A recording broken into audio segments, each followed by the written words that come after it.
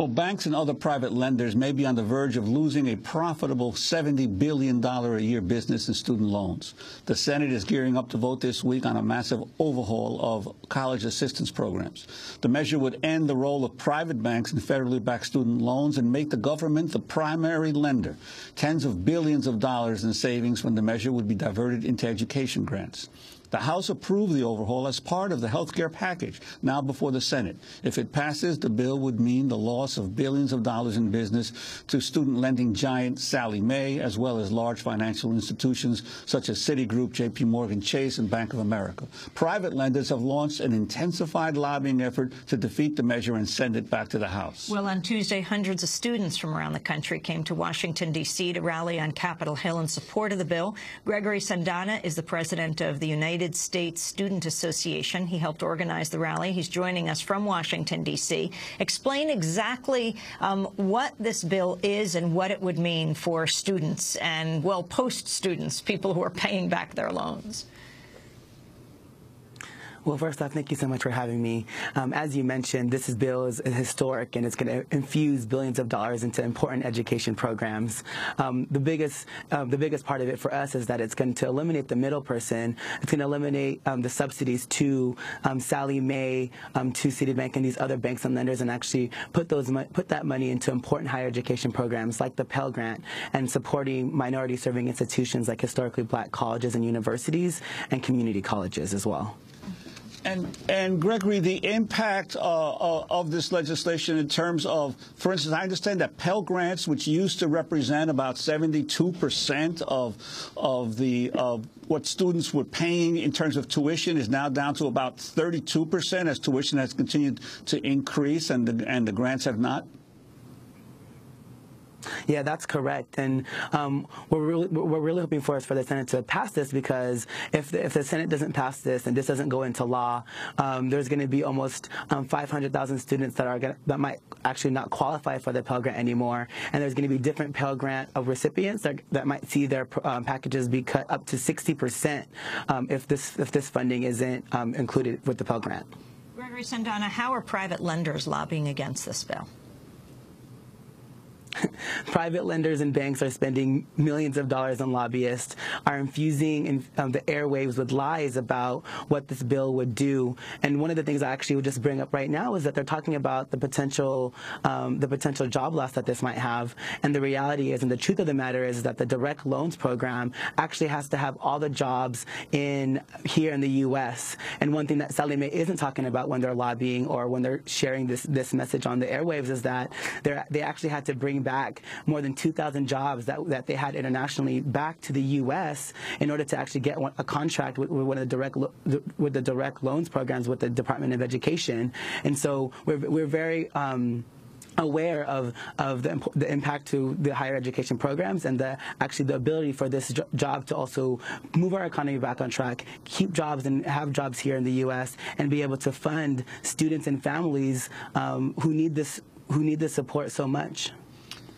And Gregory, could you talk about what the impact has been on students the past few decades now of these huge loans that they end up saddled with as they get out of college, and especially the role of some of the universities in cooking up deals with the banks that provide these loans? Yeah, each year the average graduate graduates with about $25,000 in debt, and that's a lot of debt. I mean, even for myself, I'm a recent graduate of the University of California, Los Angeles. I received a maximum Pell Grant. I received a Cal Grant.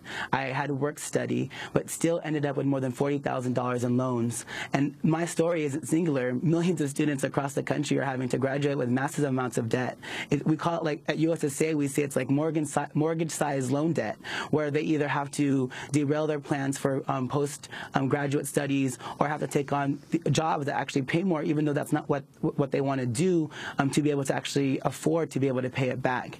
And what we're hoping is that we're going to see increased funding for federal grant programs like the Pell Grant, and that students will be able to actually live the lives they want to live and not be burdened by these huge amounts of debt. The Reverend Jesse Jackson has been a leading voice in the campaign to reform student loans. loans. Last year, he launched this campaign called Reduce the Rate, urging the Obama administration to slash the interest rates on student loans. Well, Reverend Jackson spoke this past weekend at the Left Forum here in New York. This is some of what he had to say about student loans. If you come out here with a guaranteed debt, then a guaranteed job, even while you don't have the job, the tab is still running. It's compounded interest. Now, if the banks can get 0% interest, students should be able to get 0% interest.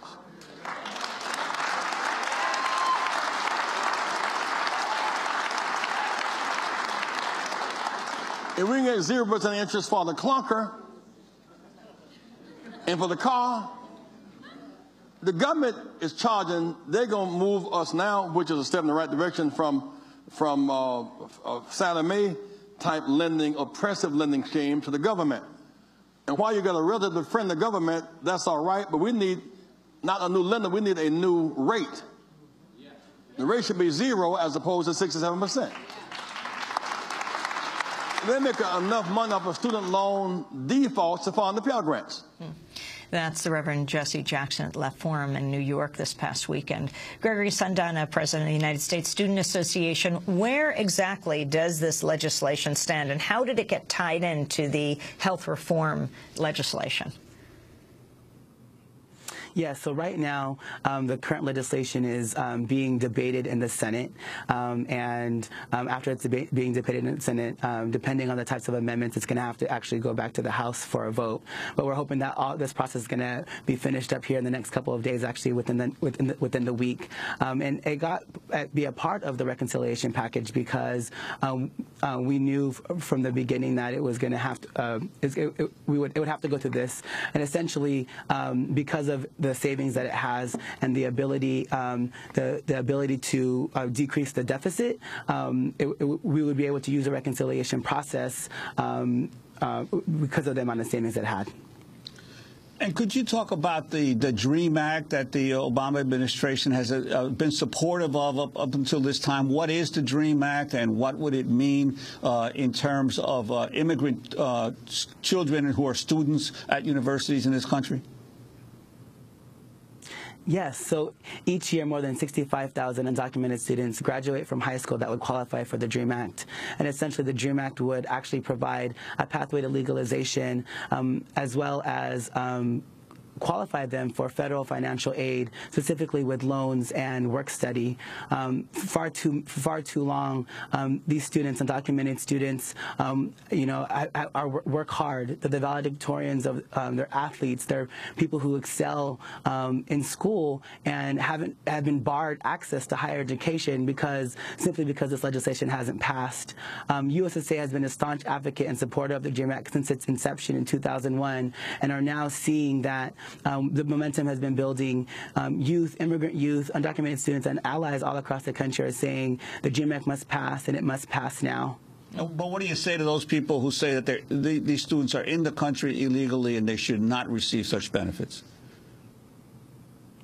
Well, the reality is a lot of these students actually didn't have the choice to come here. Their parents brought them here when they were very young, so they grew up here and know the United States as their home. We also talk about how we already invest lots of money through K through 12, and by not investing in their higher education, we're wasting the money that we've invested for that long.